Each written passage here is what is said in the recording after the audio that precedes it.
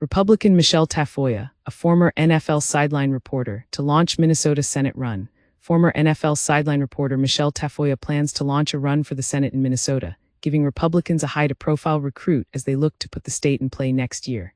Tafoya filed paperwork Tuesday establishing a Senate campaign committee with the Federal Election Commission. 3 sources familiar with her decision confirmed that she is running for the Senate, and 2 sources said an official announcement is expected Wednesday.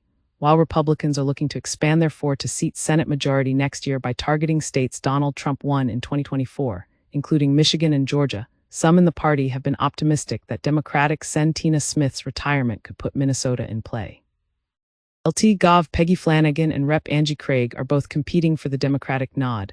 Tafoya, a longtime reporter who worked for NBC Sports and currently hosts a podcast, had been seriously weighing a Senate run for months and met with the National Republican Senatorial Committee in December, according to a source familiar with the meeting.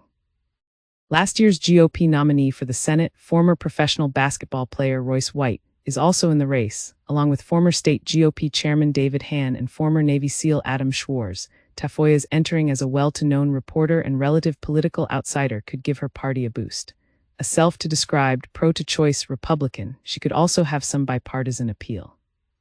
But Republicans have not won a statewide election there since 2006, and they have struggled to recruit candidates who can make the races close. White, known for controversial comments online, at times using slurs, lost to Democratic Sen. Amy Klobuchar by 16 points last year, even as Trump made some gains in the state.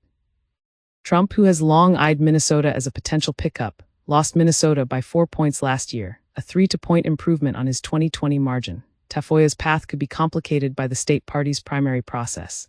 The state Republican Party endorses a candidate at the party convention, which often boosts that candidate's campaign, but others who do not get the endorsement can continue with primary campaigns.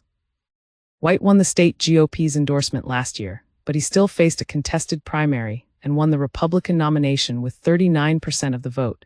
It's not clear yet whether Tafoya will seek the party's endorsement or continue with a primary run if she does not win the nod. Tafoya has been mentioned as a potential candidate in recent years. She entered politics in 2022, co-chairing Republican Kendall Qualls' gubernatorial campaign while she was covering her final Super Bowl. Qualls is running for governor again this year in a crowded GOP primary. Tafoya told WDAY Radio of Fargo in February that she was close to making a decision about a Senate run and had spoken with Sen. Tim Scott, R2SC, the NRSC chairman. She said she was considering the impact on her family and questioning how long she would remain in Minnesota. I think Minnesota is starving for a moderate Republican who doesn't tell them that they're going to ban abortion, but who also is the antithesis of the Tim Walz regime, Tafoya said at the time, speaking broadly about the race.